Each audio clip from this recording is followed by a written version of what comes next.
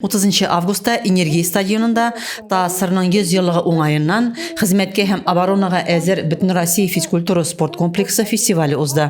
Фестивальне район башкарма комитеты җитәкчесе Илнар Хафизов, шәһәр башкарма комитеты җитәкчесе Антон Петров һәм башка рәсми затлар ачты. Фестиваль тантанасы бүләкләүләрдән башланды. Спорттагы югары казанышлары өчен Барс спорт мәктәбендә шөгыльләнүче Кирилл Герасимов 20 яшькә кадәрге яшүсмерләр арасында җиңел атлетика буенча Россия беренчелеге җиңүчесе буларак 10 000 сумлык сертификат белән бүләкләнде.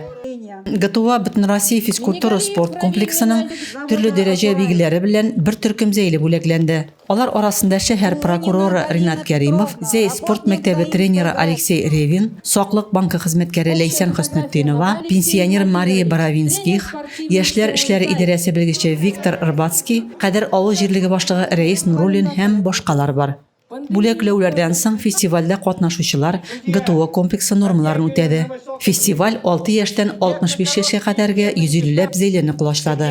Рәзимә Кашапова, Денис Ипатов, Александр Тимофеев, Татарстан хәбәрләре.